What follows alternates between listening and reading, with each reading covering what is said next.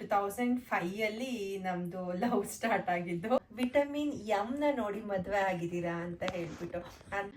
Hello everyone, welcome to ಶ್ರೋ Mona vlogs. ಎಲ್ಲರೂ ಹೇಗಿದ್ದೀರಾ? ಎಲ್ಲರೂ ಚೆನ್ನಾಗಿದ್ದೀರಾ ಅಂತ ಅಂದ್ಕೊಳ್ತೀನಿ. ನಾನು ಕೂಡ ಚೆನ್ನಾಗಿದ್ದೀನಿ.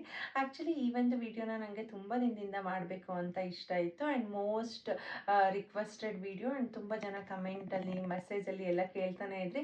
ರೀಸೆಂಟಾಗಿ ನಾನು ಏನು ಪೋಸ್ಟ್ ಮಾಡಿದ್ರು ಇದೇ ಕೇಳ್ತಾ ಇದ್ದೀನಿ, ನೀವು ಲವ್ ಸ್ಟೋರಿ ವಿಡಿಯೋ ಮಾಡಿ ಅಂತ ಹೇಳಿ. ನಾನು ಮೋಹನ್ನ ತುಂಬ ದಿನದಿಂದ ಕೇಳಿದೆ, ಮೋಹನ್ ಪ್ಲೀಸ್ ಇದೊಂದು ವಿಡಿಯೋ ಮಾಡೋಣ. ಲೈಕ್ ನಾವು ಕೊಟ್ಟಿರುವಂತಹ ಸ್ಟ್ರಗಲ್ ಆಗಿರ್ಬೋದು, ಕೆಲವರಿಗೆ ಅದರಿಂದ ಮೋಟಿವೇಶನ್ ಆಗ್ಬೋದು, ಇನ್ಸ್ಪೈರ್ ಆಗ್ಬೋದು ಅಂತ ಹೇಳಿ. ಮೋಹನ್ ನಾನು ಪ್ರೆಗ್ನೆಂಟಲ್ಲಿ ಸರಿ ಮಾಡೋಣ ಅಂತ ಹೇಳಿದ್ರು. ಆವಾಗ ಅದೊಂದು ಆಸೆ ನಂದು ಅಂತ ಕೇಳಿದಾಗ ಬಟ್ ಮಾಡೋಕ್ಕಾಗಲೇ ಇಲ್ಲ. ಬಟ್ ಈಗಂತೂ ಮಾಡೋಣ ಅಂತ ಅಂದರೆ ಅವರಿಗೆ ಈ ಥರ ಕ್ಯಾಮ್ರಾ ಬರೋದು, ವಿಡಿಯೋದಲ್ಲಿ ಮಾತಾಡೋದು ಎಲ್ಲ ಅಷ್ಟೊಂದು ಕಂಫರ್ಟ್ ಇರಲ್ಲ. ಹಾಗಾಗಿ ಸರಿ ಬೇಡ ಅಂತ ಹೇಳಿಬಿಟ್ಟು ಅವ್ರನ್ನ ಬಿಟ್ಟು ಇವತ್ತು ನಾನೇ ವಿಡಿಯೋ ಮಾಡಬೇಕು ಅಂತ ವಿಡಿಯೋ ಮಾಡ್ತಾ ಇದ್ದೀನಿ. ಇನ್ಸ್ಟಾಗ್ರಾಮಲ್ಲಿ ಒಂದು ಸ್ಟೋರಿ ಹಾಕಿದ್ದೆ, ಲೈಕ್ ಯಾವುದಾದ್ರೂ ಕ್ವೆಶನ್ಸ್ ಇದ್ರೆ ಪರ್ಟಿಕ್ಯುಲರ್ ಆಗಿ ಕೇಳಿ ಅಂತ ಹೇಳಿಬಿಟ್ಟು. ಹಾಗಾಗಿ ಆ ಕ್ವೆಶನ್ಸ್ನ ನಾನು ಇವತ್ತು ನೋಟ್ ಮಾಡ್ಕೊಂಡಿದ್ದೀನಿ, ಅದ್ರ ಮುಖಾಂತರ ಆನ್ಸರ್ ಮಾಡ್ತೀನಿ. ಆ್ಯಕ್ಚುಲಿ ಫಸ್ಟ್ ಕ್ವೆಶನ್ನಿಂದನೇ ಸ್ಟಾರ್ಟ್ ಮಾಡೋಣ. ನಿಮ್ಮದು ಲವ್ ಮ್ಯಾರೇಜಾ ಆರ್ ಅರೇಂಜ್ ಮ್ಯಾರೇಜಾ ಅಂತ ಕೇಳಿದರೆ, ನಾನು Q&A ವ್ಲಾಗ್ ಮಾಡಿದ್ದೆ ಅಲ್ವಾ, ಅದರಲ್ಲೂ ಹೇಳಿದ್ದೀನಿ ನಮ್ಮದು ಕಂಪ್ಲೀಟಾಗಿ ಲವ್ ಮ್ಯಾರೇಜು. ಮತ್ತು ಹೇಗೆ ಲವ್ ಸ್ಟಾರ್ಟ್ ಆಯಿತು ಅದು ಇದು ಅಂತೆಲ್ಲ ಕೆಲವೊಂದು ಕ್ವೆಶನ್ಸ್ ಕೇಳಿದ್ದೀರಾ. ನನಗೆ ಯಾವ ಕ್ವೆಶನ್ನು ತುಂಬ ಕಂಫರ್ಟಬಲ್ ಆಗಿ ಅಂತ ಅನ್ನಿಸ್ತು ಅಂತಹ ಕ್ವೆಶನ್ಸ್ನ ಮಾತ್ರ ನಾನಿಲ್ಲಿ ಆನ್ಸರ್ ಮಾಡ್ತಾ ಇದ್ದೀನಿ. ಫಸ್ಟ್ ನೀವು ಮೀಟ್ ಮಾಡಿದ್ದೆಲ್ಲಿ, ಹೇಗೆ ಮೀಟ್ ಆದ್ರಿ ಅಂತ ಹೇಳಿಬಿಟ್ಟು. ಆ್ಯಕ್ಚುಲಿ ನಾನು ಮೋಹನ್ ಇಬ್ಬರು ಮೀಟ್ ಮಾಡಿದ್ದು ಒಂದು ರೋಡಲ್ಲಿ ನಡ್ಕೊಂಡು ಹೋಗುವಾಗ. ಮತ್ತು ನಮ್ಮದು ಒಂದು ಪ್ರಾವಿಷನ್ ಸ್ಟೋರ್ ಶಾಪ್ ಇತ್ತು ನಮ್ಮ ಮನೆಯಲ್ಲಿ. ಹಾಗಾಗಿ ಆ ಟೈಮಲ್ಲಿ ಅಲ್ಲಿ ಮೀಟ್ ಮಾಡಿದ್ವಿ. ಆ್ಯಂಡ್ ಎಷ್ಟು ವರ್ಷದ ಲವ್ ಅಂತ ಕೇಳ್ತಾ ಇದ್ದೀರಾ ಅಲ್ವಾ. Almost when I was in SLC 2005 ನಮ್ಮದು ಲವ್ ಸ್ಟಾರ್ಟ್ ಆಗಿದ್ದು. ಆಲ್ಮೋಸ್ಟ್ 11 years ಲವ್ ನಮ್ಮದು. ಮದುವೆ ಆಗಿ ಇವಾಗ 2015 ಮದುವೆ ಆಗಿದ್ದು. ಆ್ಯಂಡ್ 2026 ಇವಾಗ 21-22 years ಸಕ್ಸಸ್ಫುಲ್ಲಾಗಿ ಲವ್ ಮ್ಯಾರೇಜ್ ಆಗಿ ನಡೆಸ್ಕೊಂಡು ಹೋಗ್ತಾ ಇದ್ದೀವಿ. ಆ್ಯಂಡ್ ನೆಕ್ಸ್ಟ್ ನಿಮ್ಮಿಬ್ಬರಿಗೂ ಇರುವಂತಹ ಏಜ್ ಡಿಫ್ರೆನ್ಸ್ ಏನು ಅಂತ ಹೇಳಿಬಿಟ್ಟು, ನಾನು 23 years ಇದ್ದಾಗ ಮದುವೆ ಆಗಿದ್ದು. ಸೊ ಮೋನಿಗೆ 29 years ನಾವು ಮದುವೆ ಆದಾಗ. ಆಲ್ಮೋಸ್ಟ್ 6 years ಏಜ್ ಡಿಫ್ರೆನ್ಸ್ ಇದೆ. ಆ್ಯಂಡ್ ನಂದು ಕ್ವಾಲಿಫಿಕೇಷನ್ ಏನು, ನಿಮ್ಮ ಹಸ್ಬೆಂಡ್ ಕ್ವಾಲಿಫಿಕೇಷನ್ ಏನು ಅಂತ ಕೇಳ್ತಾ ಇದ್ರಿ ಅಲ್ವಾ. ನಂದು ಕ್ವಾಲಿಫಿಕೇಷನ್ ಮಾಸ್ಟರ್ ಡಿಗ್ರಿ, ಒಂದು ITI. ನಾನು ಮಾಸ್ಟರ್ ಡಿಗ್ರಿನ ಮಾಡಿ ಆಲ್ಮೋಸ್ಟ್ 2 years ವರ್ಕ್ ಮಾಡಿದೆ. ಆಫ್ಟರ್ ಮ್ಯಾರೇಜು ಹಾಸನಿಗೆ ಬಂದ ಮೇಲೆ ಇಲ್ಲೂ ಕೂಡ ನಾನು ಆಲ್ಮೋಸ್ಟ್ ಒಂದು 7 years ಆಗಿ ಲೆಕ್ಚರರ್ ಆಗಿನೂ ವರ್ಕ್ ಮಾಡಿದೆ. ನಾವು ಯಾವಾಗ ಆಲೂರಿಗೆ ಶಿಫ್ಟ್ ಆದ್ವಿ, ನಂಗೆ ಟ್ರಾವೆಲ್ ಮಾಡೋಕ್ಕೂ ಆಗಲ್ಲ, ಮತ್ತು ನಂಗೆ ಯಾಕೋ ಕಂಫರ್ಟಬಲ್ ಇರಲಿಲ್ಲ ಜಾಬ್ ಅಂತ ಹೇಳಿಬಿಟ್ಟು ಆ ಜಾಬ್ನ ಕ್ವಿಟ್ ಮಾಡಿದೆ.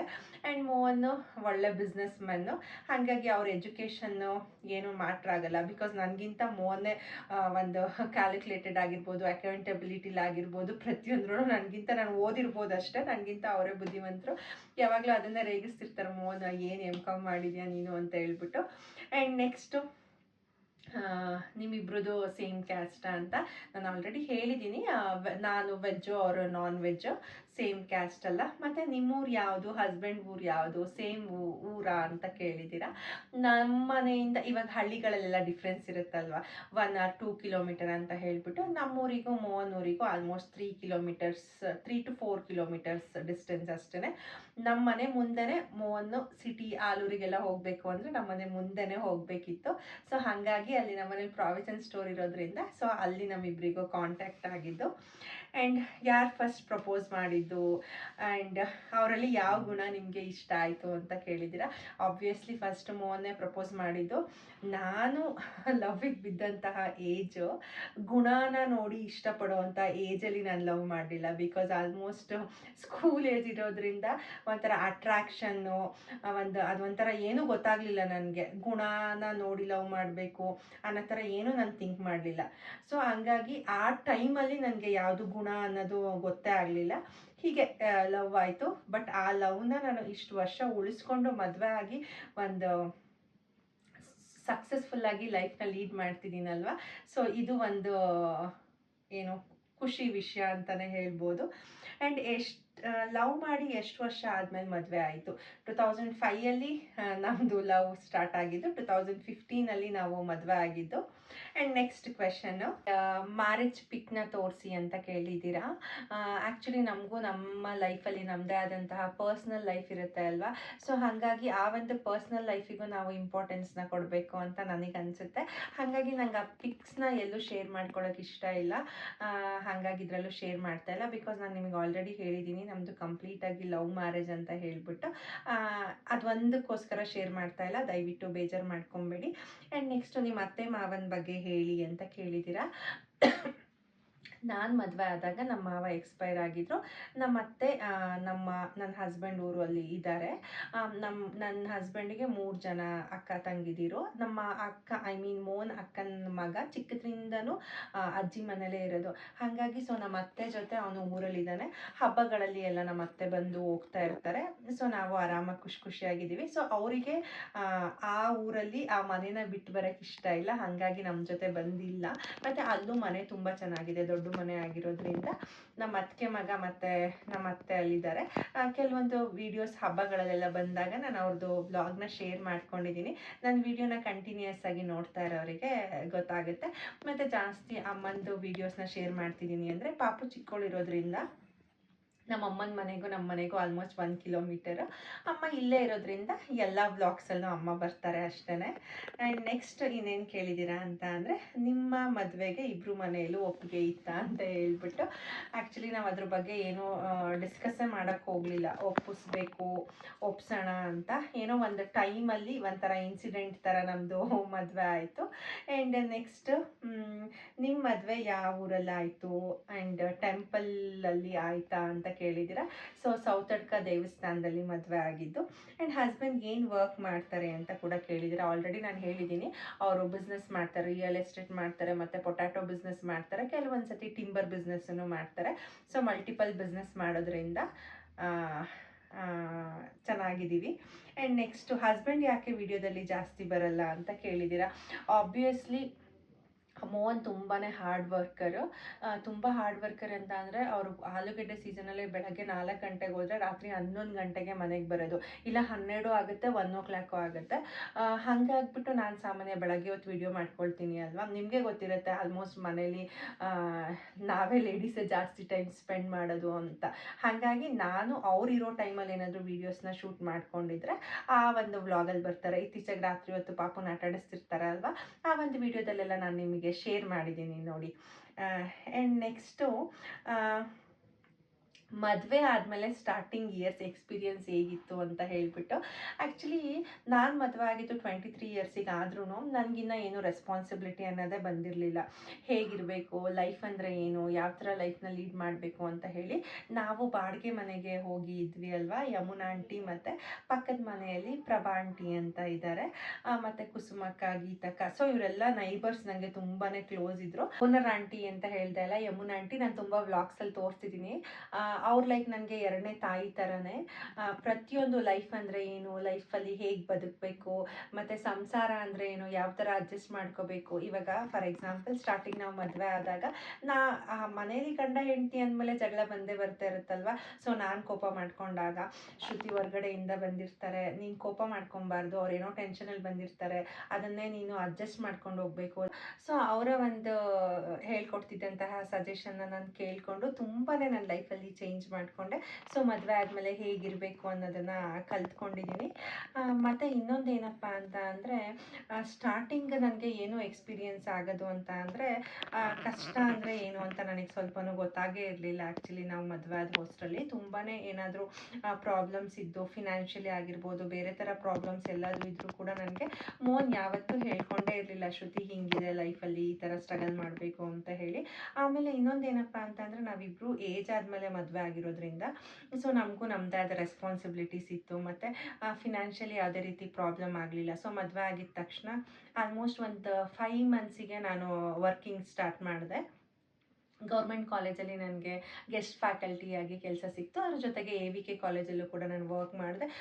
ನನ್ನ ಅರ್ನಿಂಗ್ಸ್ನ ನಾನು ಮಾಡ್ಕೊಳ್ತಾ ಇದ್ದೆ ಅಲ್ವಾ, ಹಾಗಾಗಿ ನನಗೆ ಯಾವುದೇ ರೀತಿ ಫಿನಾನ್ಷಿಯಲಿನೂ ಪ್ರಾಬ್ಲಮ್ ಆಗಲಿಲ್ಲ. ಮತ್ತು ಮೋನು ಅಷ್ಟೇ, ಮದುವೆ ಆಗಿದ ತಕ್ಷಣ ಮನೆಗೆ ಏನೇನು ನೀಡ್ಸ್ ಇರುತ್ತೆ, ಎಸೆನ್ಷಿಯಲ್ಸ್ ಇರುತ್ತೆ, ಮತ್ತು ವಾಂಟ್ಸು ಕೂಡ ಫುಲ್ಫಿಲ್ ಮಾಡಿದ್ರು.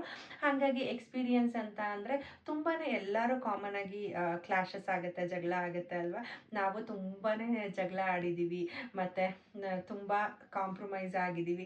ಎಲ್ಲರ ಲೈಫ್ ಥರನೂ ನಾವು ಅಪ್ ಆ್ಯಂಡ್ ಡೌನ್ಸ್ನ ನೋಡಿಕೊಂಡೇ ಬಂದಿದ್ದೀವಿ.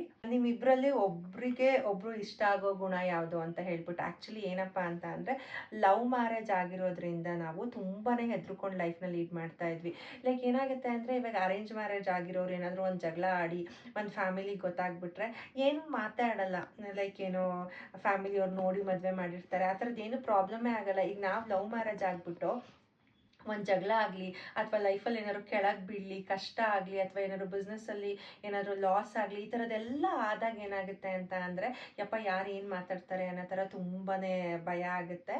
ನಾವು ಅಷ್ಟೇ ತುಂಬಾ ಭಯ ಪಟ್ವಿ. ಆ್ಯಂಡ್ ಇನ್ನೊಂದು ಏನಪ್ಪ ಅಂತ ಅಂದರೆ, ತುಂಬ ಜನ ಇದನ್ನು ಕೇಳಿದ್ದೀರಾ ನೀವು, ಗೊತ್ತಿಲ್ಲದೆ ಇರೋರು, ನೀವು ವಿಟಮಿನ್ ಎಮ್ನ ನೋಡಿ ಮದುವೆ ಆಗಿದ್ದೀರಾ ಅಂತ ಹೇಳ್ಬಿಟ್ಟು. ಅಂತ ಅಂದರೆ ಮನಿ, ನಿಮ್ಮ ಹಸ್ಬೆಂಡ್ ಹತ್ರ ದುಡ್ಡು ತುಂಬ ಜಾಸ್ತಿ ಇದೆ, ಇಷ್ಟು ದೊಡ್ಡ ಮನೆ ಇದೆ ಅಂತ ಹೇಳ್ಬಿಟ್ಟು ನೀವು ಮದುವೆ ಆಗಿದ್ದೀರಾ ಅಂತ ಕೆಲವರು ಕಮೆಂಟ್ ಹಾಕಿದ್ದೀರಾ ಅಲ್ಲ. ಸೊ ಹೇಳ್ತೀನಿ ಕೇಳಿ, ನಾವು ಝೀರೋಯಿಂದ ಇವತ್ತು ಕ್ರೋರಿಗೆ ಬಂದಿರೋದು. ಆ್ಯಕ್ಚುಲಿ ತುಂಬಾ ಮೋಹನ್ ಸಫರ್ ಮಾಡಿದ್ದಾರೆ. ಎಲ್ಲದು ಮೋಹನ್ ಸೆಲ್ಫ್ ಅರ್ನ್ ಮಾಡಿರೋದು, ಯಾರೇ ಕೊಟ್ಟಿರೋ ಅಂತಹ ದುಡ್ಡಾಗಿರ್ಬೋದು ಅಥವಾ ಸಪೋರ್ಟ್ ಆಗಿರ್ಬೋದು, ಖಂಡಿತ ಇಲ್ಲ. ಮೋಹನ್ ಒಬ್ಬರೇ ಹಾರ್ಡ್ ವರ್ಕ್ ಮಾಡಿ ಇವತ್ತು ಇಷ್ಟು ಚೆನ್ನಾಗಿ ನಾವಿರೋದು. ಆ್ಯಂಡ್ ನಾನು ಲವ್ ಮಾಡಿದಾಗ ಮೋಹನ್ ಲೈಫಲ್ಲೂ ತುಂಬಾ ಬ್ಯಾಡ್ ಸಿಚುವೇಶನ್ಸ್ ಬಂದಿದೆ, ಲೈಕ್ ಪ್ರಾಬ್ಲಮ್ಸ್ ಆಗಿದೆ. ಅಂತಹ ಟೈಮಲ್ಲೇ ನಾವಿಬ್ಬರು ಡಿವೈಡ್ ಆಗಲಿಲ್ಲ. ಇಬ್ಬರು ಒಟ್ಟಿಗೆ ಇದ್ಕೊಂಡು ಎಲ್ಲ ಕಷ್ಟಗಳನ್ನ ಎದುರಿಸ್ಕೊಂಡು ನಾವು ಒಂದು ಚಿಕ್ಕ ಬಾಡಿಗೆ ಮನೆಯಿಂದ ಇಷ್ಟು ದೊಡ್ಡ ಮನೆಗೆ ಬಂದಿದ್ದೀವಿ ಅಂತ ಅಂದರೆ ನಮ್ಮ ಹಾರ್ಡ್ ವರ್ಕ್ ಎಷ್ಟಿರ್ಬೋದು ಅಂತ ನೀವು ಯೋಚನೆ ಮಾಡಿ. ಪ್ರತಿದಿನವೂ ಅಷ್ಟೇ ಮೋಹನ್ ತುಂಬಾ ಹಾರ್ಡ್ ವರ್ಕ್ ಮಾಡ್ತಾರೆ. ಬೆಳಗ್ಗೆ ಬೇಗ ಎದ್ದೇಳೋದಾಗಿರ್ಬೋದು, ಮತ್ತು ತುಂಬಾ ಡಿಸಿಪ್ಲಿನ್ ಆಗಿ ಅವರು ವ್ಯವಹಾರ ಮಾಡ್ತಾರೆ. ತುಂಬಾ ಖುಷಿ ಆಗುತ್ತೆ ನನಗೆ. ನಾನು ಆ್ಯಕ್ಚುಲಿ ಮೋಹನ್ನ ನೋಡಿ ತುಂಬಾ ಕಲ್ತಿದ್ದೀನಿ ಡಿಸಿಪ್ಲಿನ್ ಆಗಿರಬೇಕು ಅಂತ. ಈಗಲೂ ಅಷ್ಟೇ, ನಮ್ಮನೇಲಿ ಯಾವುದಾದ್ರೂ ಒಂದು ಫೈಲ್ ಬೇಕು ಅಂತ ಅಂದರೆ ನಂದು ಫೈಲು ನನ್ನ ಥಿಂಗ್ಸು ಸಿಕ್ಕಲ್ಲ. ಮೋಹನ್ ಎಷ್ಟು ನೀಟಾಗಿ ಆರ್ಗನೈಸ್ ಮಾಡಿ ಇಟ್ಕೊಂಡಿರ್ತಾರೆ. ಹಾಗಾಗಿ ವಿಟಮಿನ್ ಎಮ್ಮು ಇಲ್ಲ, ವಿಟಮಿನ್ ಎಸ್ಸು ಇಲ್ಲ. ನಮ್ಮದು ವಿಟಮಿನ್ ಎಲ್ಲು ಅಂದರೆ ಲವ್ ಮ್ಯಾರೇಜ್. ನಮ್ಮದು ಕಷ್ಟದಿಂದನೂ ತುಂಬಾ ಅಡ್ಜಸ್ಟ್ ಮಾಡಿಕೊಂಡು, ನಾನು ಕಾಂಪ್ರಮೈಸ್ ಮಾಡಿಕೊಂಡು, ಮೋನು ಸ್ಯಾಕ್ರಿಫೈಸ್ ಮಾಡಿಕೊಂಡು ಈ ಲೆವೆಲಿಗೆ ಬಂದಿರೋದು. ಆ್ಯಕ್ಚುಲಿ ಏನಪ್ಪ ಅಂತ ಅಂದರೆ, ಏಜ್ ಇದ್ದಾಗ ನಾವು ಎಲ್ಲೂ ಚೆನ್ನಾಗಿ ತಿರುಗಲಿಲ್ಲ. ಕೆಲವೊಂದು ಕಡೆ ಹೋಗಲಿಲ್ಲ ಅಂತ ಅಲ್ಲ, ಬಟ್ ಏನಂತ ಅಂದರೆ ಮೋಹನ್ಗೆ ಒಂದು ಏಮ್ ಇತ್ತು, ನಾವೊಂದು ಒಳ್ಳೆ ಮನೆ ಕಟ್ಟಬೇಕು, ಚೆನ್ನಾಗಿರಬೇಕು ಲೈಫಲ್ಲಿ, ಕೆಲವೊಂದು ಪ್ರಾಪರ್ಟೀಸ್ ಮಾಡಬೇಕು, ಹೀಗೆ ಇರಬೇಕು ಅಂತ ಹೇಳಿಬಿಟ್ಟು ಎಲ್ಲ ಕ್ರೆಡಿಟು ಮೋಹನ್ಗೆ ಹೋಗಬೇಕು. ಮೋಹನ್ ಮಾಡಿರೋ ಕಷ್ಟಪಟ್ಟು ಕಟ್ಟಿರೋ ಅಂತಹ ಮನೇಲಿ ಇವತ್ತು ನಾನು ರಾಣಿ ಹಂಗಿದ್ದೀನಿ ಅಂತಲೇ ಹೇಳ್ಬೋದು. ಸೊ ಇದನ್ನು ನಾನು ಹೇಳಲೇಬೇಕಿತ್ತು, ಹಾಗಾಗಿ ಹೇಳಿದ್ದೀನಿ. ಆ್ಯಂಡ್ ನೆಕ್ಸ್ಟ್ ಇನ್ನೊಂದು ಕ್ವೆಶನ್ ಏನಪ್ಪ ಅಂತ ಅಂದರೆ, ನೀವಿಬ್ಬರು ಜಗಳ ಆಡಲ್ವಾ ಅಂತ ಹೇಳ್ಬಿಟ್ಟು. ಯಾರು ತಾನೇ ಜಗಳ ಆಡಲ್ಲ, ಗಂಡ ಹೆಂಡ್ತಿ ಅಂತ ಅಂದಮೇಲೆ ಎಲ್ಲರೂ ಜಗಳ ಆಡ್ತೀವಲ್ವ. ನಾವಿಬ್ಬರು ತುಂಬಾ ಜಗಳ ಆಡ್ತೀವಿ. ತುಂಬ ಅಂತ ಅಂದರೆ ನೀವು ಇಮ್ಯಾಜಿನು ಮಾಡ್ಕೊಂಡಿರೋಕ್ಕಾಗಲ್ಲ. ನನ್ನ ವೀಡಿಯೋಸ್ನ ನೋಡಿದಾಗ ಇವ್ರು ಈ ಥರನೂ ಜಗಳ ಆಡಿರ್ತಾರ, ಇಷ್ಟು ಜಗಳ ಆಡ್ತಾರ ಅಂತ ಹೇಳಿಬಿಟ್ಟು ನಾನು ಮೋಹನ್ನು ತುಂಬ ಬ್ಯಾಡಾಗಿ ಜಗಳ ಆಡಿರ್ತೀವಿ. ಬಟ್ ನಾವಿಬ್ಬರು ಯಾವತ್ತೂ ಡಿವೈಡ್ ಆಗಲ್ಲ. ಲವ್ ಮಾಡುವಾಗಲೂ ಅಷ್ಟೇ ತುಂಬ ಜೋರಾಗಿ ಜಗಳ ಆಡಿರ್ತೀವಿ. ಮೋಹನ್ ನಿನ್ನ ಮದುವೆನೇ ಆಗಲ್ಲ ನಾನು, ನಂಗೆ ಬೇಡವೇ ಬೇಡ ನೀನು ಅನ್ನೋ ಥರನೂ ಜಗಳ ಆಡಿದ್ದೀನಿ. ಮೋಹನು ಅಷ್ಟೇ, ನೀನು ಬೇಡವೇ ಬೇಡ ಅನ್ನೋ ಥರನೂ ಜಗಳ ಆಡಿದ್ದಾರೆ. ಬಟ್ ಯಾವುದೇ ಕಾರಣಕ್ಕೂ ಒಂದಿನ ಮ್ಯಾಕ್ಸಿಮಮ್ ಅಷ್ಟೇ ನಾವು, ಆಫ್ಟರ್ ಮ್ಯಾರೇಜು ಆಗಿರ್ಬೋದು, ಬಿಫೋರ್ ಮ್ಯಾರೇಜು ಆಗಿರ್ಬೋದು, ಈಗಲೂ ಅಷ್ಟೇ. ಸಾರಿ ಯಾರು ಕೇಳ್ತೀರಾ ಅಂತ ಅಂದರೆ, ನನ್ನಲ್ಲಿ ಯಾವುದೇ ರೀತಿ ಈಗೋ ಇಲ್ಲ, ಮೋಹನಲ್ಲೂ ಯಾವುದೇ ರೀತಿ ಈಗೋ ಇಲ್ಲ. ಒಂದೊಂದ್ಸತಿ ಏನಾಗುತ್ತೆ, ಮದುವೆ ಆಗೋದ ಹೊಸದ್ರಲ್ಲಿ ಯಾವಾಗಲೂ ಮೋಹನ್ನೇ ಸಾರಿ ಕೇಳ್ತಾಯಿದ್ರು. ಅದಾದಮೇಲೆ ನಾನು ಯಾವಾಗಲೂ ಸಾರಿ ಕೇಳಿ ಕಾಂಪ್ರಮೈಸ್ ಆಗೋಕ್ಕೆ ಸ್ಟಾರ್ಟ್ ಮಾಡಿದೆ. ಸೊ ಲಿಪಿ ಹುಟ್ಟಿದ ಮೇಲೆ ಇಬ್ಬರಿಗೂ ಲೈಫಲ್ಲಿ ಒಂಥರ ಒಂದು ಸೀರಿಯಸ್ನೆಸ್ ಬಂದು, ನಾನು ಸಾರಿ ಕೇಳ್ತೀನಿ, ಮೋಹನು ಸಾರಿ ಕೇಳ್ತಾರೆ. ಸೊ ಇಬ್ಬರು ಕಾಂಪ್ರಮೈಸ್ ಆಗಿಬಿಟ್ಟು ಲೈಫ್ನ ಲೀಡ್ ಮಾಡ್ತಾ ಇದ್ದೀವಿ. ಸೊ ಜಗಳ ಆಗಿದ ತಕ್ಷಣ ಡಿವೈಡ್ ಆಗಬೇಕು, ಬಿಟ್ಬಿಡ್ಬೇಕು ಅನ್ನೋ ಥರ ಇರಲ್ಲ. ಸೊ ಏನೋ ಒಂದೊಂದು ಬ್ಯಾಡ್ ಸಿಚುಯೇಷನ್ಗಳು, ಒಂದೊಂದು ಮೂಡ್ ಸ್ವಿಂಗ್ಸಿಂದ ಎಲ್ಲರೂ ಜಗಳ ಆಡಿರ್ತಾರೆ. ನಾನು ಹೇಳೋದೇನಪ್ಪ ಅಂತ ಅಂದರೆ ಜಗಳ ಆಡಿದ್ದಾಗ ಇವಾಗ ಅವರ ಒಂದು ಸಿಚುಯೇಷನ್ನ ನೋಡಬೇಕು. ಅವರೇನೋ ತುಂಬ ಫ್ರಸ್ಟ್ರೇಟೆಡಲ್ಲೋ ಅಥವಾ ಟೆನ್ಷನಿಂದನೋ ಇರ್ತಾರ, ಅದನ್ನೆಲ್ಲ ಅರ್ಥ ಮಾಡಿಕೊಂಡು ಪಾಪ ಏನೋ ಟೆನ್ಷನಲ್ಲಿದ್ದಾರೆ, ಆ ಟೆನ್ಷನಲ್ಲಿ ಮಾತಾಡಿದ್ದಾರೆ ಅಂತ ಹೇಳಿಬಿಟ್ಟು ನಾನು ಸುಮ್ಮನೆ ಆಗಿಬಿಡ್ತೀನಿ. ಸೊ ಅದು ನನ್ನಲ್ಲಿರುವಂತಹ ಗುಣ.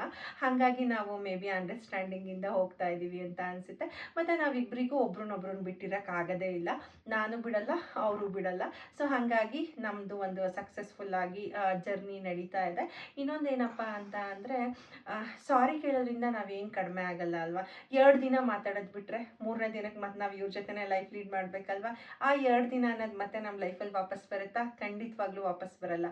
ಸೊ ಅದನ್ನು ಅರ್ಥ ಮಾಡಿಕೊಂಡು ನಾವಿಬ್ಬರು ಬ್ಯಾಲೆನ್ಸ್ಡ್ ಆಗಿ ಕಾಂಪ್ರಮೈಸ್ ಆಗಿಬಿಟ್ಟು ಲೈಫ್ನ ಲೀಡ್ ಮಾಡ್ತಾ ಇದ್ದೀವಿ. ಸೊ ನೀವು ಅಷ್ಟೇ, ಜಗಳ ಬರುತ್ತೆ ಹೋಗುತ್ತೆ, ಬಟ್ ನಮ್ಮನೆ ಜಗಳ ಹೇಗಿರಬೇಕು ಅಂತ ಅಂದರೆ ನಮ್ಮ ಮನೆ ಒಳಗಡೆನೇ ಇರಬೇಕು ಜಗಳ, ಹೊರಗಡೆ ಹೋಗಬಾರ್ದು. ಹೊರಗಡೆ ಹೋದರೆ ಏನಾಗುತ್ತೆ ಅಂತ ಅಂದರೆ ನಾವೆಷ್ಟೇ ಜಗಳ ಆಡಿ ಕಾಂಪ್ರಮೈಸ್ ಆಗಿಬಿಡ್ತೀವಿ, ಬಟ್ ಬೇರೆಯವ್ರು ಏನು ಮಾಡ್ತಾರೆ, ಅದನ್ನು ಅವ್ರು ಆ ಥರ ಜಗಳ ಆಡಿದ್ರು ಅಂತ ಮಾತಾಡ್ತಾರೆ. ಹಾಗಾಗಿ ನಮ್ಮನೆ ಜಗಳ ನಮ್ಮನೇಲೇ ಇದ್ದು ನಮ್ಮನೆ ಒಳಗಡೆನೇ ಇಟ್ಕೊಂಡು ನಾವು ಖುಷಿಯಾಗಿ ಲೈಫ್ನ ಲೀಡ್ ಮಾಡಬೇಕು ಅಂತ ನಿಮಗೆ ಒಂದು ಸಜೆಸ್ಟ್ ಮಾಡ್ತೀನಿ. ಆ್ಯಂಡ್ ಈಗ ಹೊಸದಾಗಿ ಮದುವೆ ಆಗಿರೋರಿಗೆ ಏನು ಸಜೆಸ್ಟ್ ಮಾಡ್ತೀರಾ ಮ್ಯಾಮ್ ನೀವು ಅಂತ ಕೇಳಿದ್ದೀರಾ.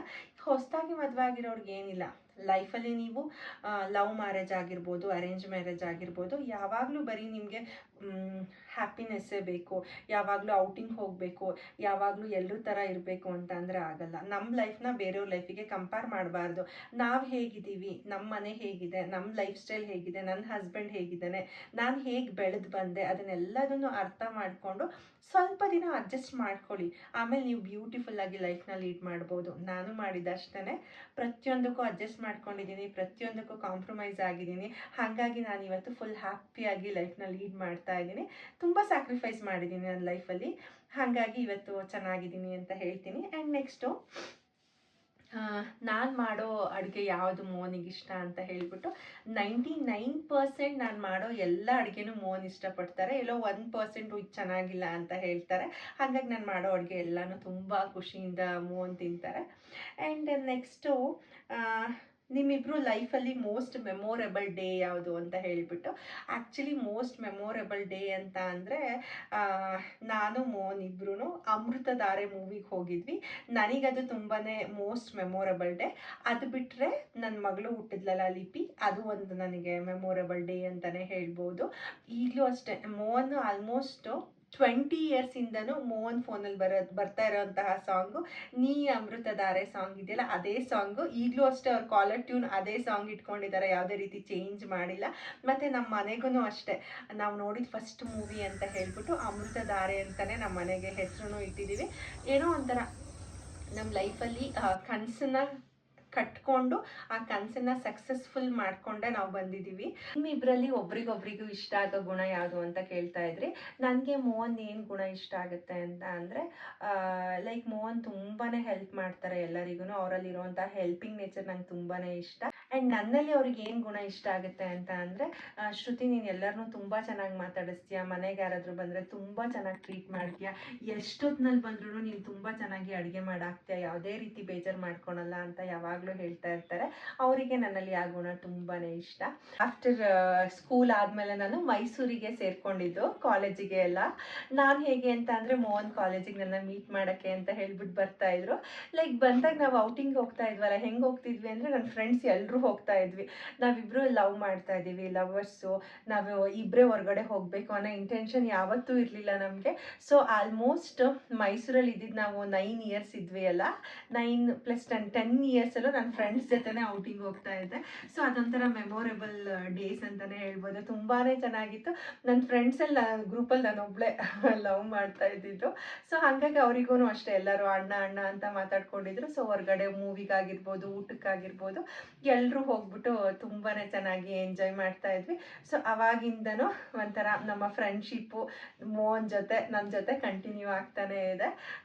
ಸೊ ಸ್ಕೂಲ್ ಆದಮೇಲೆ ನಾನು ಈ ಕಡೆ ಕಾಲೇಜು ಹಾಸ್ಟೆಲ್ ಬಂದಮೇಲೆ, ಸೊ ನಮ್ಮಿಬ್ರಿಗೆ ಏನಾಯಿತು, ನಾವೆಲ್ಲಿ ಹೋದರೂ ಕಾಂಟ್ಯಾಕ್ಟಲ್ಲಿದ್ದರು, ಯಾರಿಗೂ ಗೊತ್ತಾಗ್ತಿರ್ಲಿಲ್ಲ. ಸೊ ಹಾಗಾಗಿ ಕಂಟಿನ್ಯೂಯಸ್ ಆಗಿ ಅಷ್ಟು ವರ್ಷನೂ ಗ್ಯಾಪ್ ಆಗದೆ ಇರೋ ರೀತಿ ಕಂಟಿನ್ಯೂ ಆಯಿತು ನಮ್ಮದು.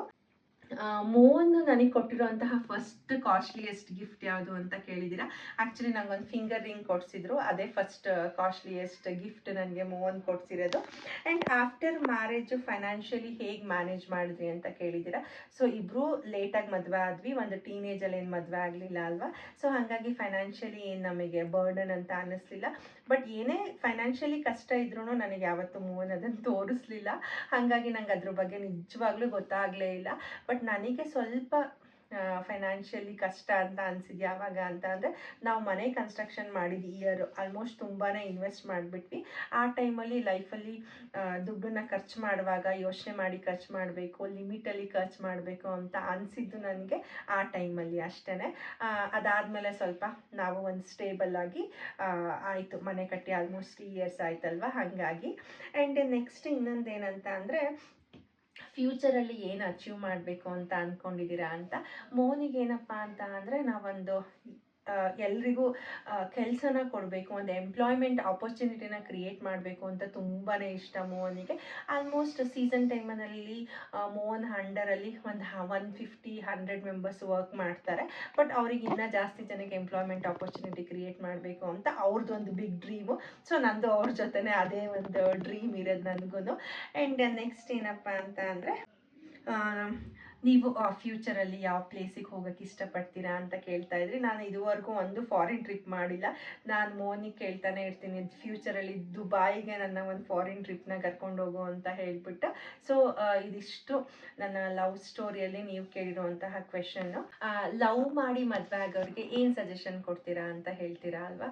ಲವ್ ಮಾಡಿ ಮದುವೆ ಆಗೋರಿಗೆ ನನ್ನ ಕಡೆ ಇರೋವಂತಹ ಸಜೆಷನ್ ಏನಪ್ಪ ಅಂತ ಅಂದರೆ, ಲೈಫಲ್ಲಿ ತುಂಬಾ ಚಾಲೆಂಜ್ ಆಗಿ ಬದುಕಿ ಅಂತ ಹೇಳ್ತೀನಿ. ಮತ್ತು ಎಲ್ಲದಕ್ಕೂ ಸ್ವಲ್ಪ ಎಷ್ಟಾಗುತ್ತೆ ಅಷ್ಟು ಕಾಂಪ್ರಮೈಸ್ ಆಗಿ, ಅಡ್ಜಸ್ಟ್ ಆಗಿ, ಸ್ಯಾಕ್ರಿಫೈಸ್ ಆಗಿ. ಲೈಫ್ ಅಂತ ಅಂದರೆ ಯಾವಾಗಲೂ ಹ್ಯಾಪಿನೆಸ್ಸೇ ಬೇಕು ಅಂತ ಎಕ್ಸ್ಪೆಕ್ಟ್ ಮಾಡಬೇಡಿ. ಅಪ್ ಆ್ಯಂಡ್ ಡೌನ್ಸ್ ಇರುತ್ತೆ ಅಲ್ವಾ, ಅದನ್ನೆಲ್ಲ ಅಡ್ಜಸ್ಟ್ ಮಾಡ್ಕೊಳ್ಳಿ. ಎಷ್ಟು ಕಾಂಪ್ರಮೈಸ್ ಆಗ್ಬೋದು ಅಷ್ಟು ಕಾಂಪ್ರಮೈಸ್ ಆಗಿ. ಬಟ್ ಇನ್ನೊಂದೇನಪ್ಪ ಅಂತ ಅಂದರೆ, ಲವ್ ಅಂತ ಅನ್ನೋದು ಇವಾಗಿನ ಇದರಲ್ಲಿ ಹೆಂಗಾಗಿದೆ ಅಂತ ಅಂದರೆ, ಕೆಲವೊಂದು ಪ್ಯಾಷನ್ ಆಗಿದೆ, ಅಟ್ರಾಕ್ಷನ್ ಆಗಿದೆ. ಮತ್ತು ಕೆಲವರು ಏನಪ್ಪ ಸುಮ್ಮನೆ ಟೈಮ್ ಪಾಸಿಗೋಸ್ಕರ ಮಾಡ್ತಾರೆ. ಬಟ್ ಅದು ಹೇಗಿರುತ್ತೆ ಅಂತ ಅಂದರೆ, ಕೆಲವರು ತುಂಬಾ ಲಾಯಲ್ ಆಗಿರ್ತಾರೆ, ಇನ್ನು ಕೆಲವರು ಲಾಯಲ್ ಆಗಿರೋದೇ ಇಲ್ಲ. ಸೊ ಇಬ್ಬರಲ್ಲೂ ಸೇಮ್ ಅಂಡರ್ಸ್ಟ್ಯಾಂಡಿಂಗ್ ಇರಬೇಕು. ಏನಂತ ಅಂದರೆ, ಶ್ರುತಿ ಮೋಹನ್ನ ಲವ್ ಮಾಡ್ತಾ ಇದ್ದಾಳೆ, ಮೋಹನ್ ಶ್ರುತಿನ ಲವ್ ಮಾಡ್ತಾ ಇದ್ದಾರೆ. ಸೊ ಇಬ್ಬರೂ ಕೂಡ ಮದುವೆ ಆಗಬೇಕು ಅನ್ನೋ ಒಂದು ಮೈಂಡ್ಸೆಟ್ ಇಬ್ಬರಲ್ಲೂ ಇರಬೇಕು. ಆವಾಗ ಮಾತ್ರ ಲವ್ ಮ್ಯಾರೇಜ್ ಸಕ್ಸಸ್ ಆಗುತ್ತೆ. ಸೊ ನೀವೂ ಅಷ್ಟೇ, ನೀವು ಚೂಸ್ ಮಾಡ್ಕೊಳ್ಳುವಾಗ ನಿಮ್ಮ ಲೈಫ್ ಪಾರ್ಟ್ನರ್ನ ಯೋಚನೆ ಮಾಡಿ ಚೂಸ್ ಮಾಡ್ಕೊಳ್ಳಿ. ನಿಮ್ಮನ್ನು ತುಂಬ ಚೆನ್ನಾಗಿ ನೋಡ್ಕೊಬೇಕು ಅನ್ನೋ ಥರನೇ ಇರಬೇಕು. ಮತ್ತು ನನ್ನನ್ನು ಮೋಹನ್ ಯಾವುದೇ ಒಂದು ಸಿಚುವೇಶನಲ್ಲಾದರೂ ಅಷ್ಟೇ ನನ್ನನ್ನು ಎಲ್ಲೂ ಬಿಟ್ಕೊಡಲ್ಲ.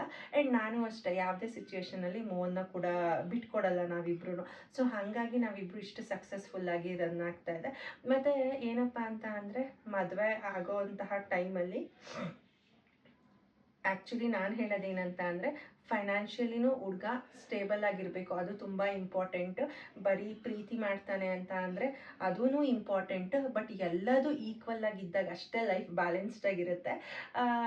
ಇದು ನನ್ನ ಕಡೆಯಿಂದ ಒಂದು ಸಜೆಷನ್ನು. ಆ್ಯಂಡ್ ಇನ್ನೊಂದು ಇಂಪಾರ್ಟೆಂಟ್ ಕ್ವೆಶನ್ ಏನಪ್ಪ ಅಂತ ಅಂದರೆ, ನಿಮ್ಮ ಈಗಿನ ಸಕ್ಸಸ್ಫುಲ್ ಲೈಫ್ನ ಗುಟ್ಟೇನು ಅಂತ. ಐ ಮೀನ್ ನಮ್ಮ ಸಕ್ಸಸ್ಫುಲ್ ಲೈಫ್ನ ಗುಟ್ಟೇನಪ್ಪ ಅಂತ ಅಂದರೆ, ನಾವು ಝೀರೋಯಿಂದ ಬಂದಿರೋದು. ನಾವು 100 ರೂಪಾಯಿ ದುಡ್ದಾಗ್ಲೂ ಹೇಗಿದ್ವಿ, 1000 ರೂಪಾಯಿ ದುಡ್ದಾಗ್ಲೂ ಅದೇ ಥರ ಇದ್ದೀವಿ. ಚಿಕ್ಕ ಮನೆಯಿಂದ ದೊಡ್ಡ ಮನೆಗೆ ಬಂದ ತಕ್ಷಣ ಏನೋ ನನ್ನ ತಲೆ ಮೇಲೆ ಹೋಗಿಲ್ಲ ಅಥವಾ ನನ್ನ ತಲೆ ಕೆಳಗಡೆ ಬಂದಿಲ್ಲ, ಅದೇ ಲೆವೆಲಲ್ಲಿ ಇದ್ದೀನಿ. ಈಗಲೂ ಎಲ್ಲರನ್ನೂ ಅದೇ ಪ್ರೀತಿಯಿಂದ ಮಾತಾಡಿಸ್ತೀನಿ, ಎಲ್ಲರೂ ಅದೇ ಪ್ರೀತಿಯಿಂದ ಬರ್ತಾರೆ. ಸೊ ಹಾಗಾಗಿ ಖುಷಿಯಾಗಿ ದೇವ್ರು ನಮ್ಮನ್ನು ಬ್ಲೆಸ್ ಮಾಡಿರ್ಬೋದೇನೋ ಈ ಲೆವೆಲಲ್ಲಿ ಇರೋದಕ್ಕೆ. ಅದೇ ಕಾರಣ. ನಾವು ತುಂಬಾ ಹಾರ್ಡ್ ವರ್ಕ್ ಮಾಡಿದ್ದಾರೆ ಮೋಹನ್.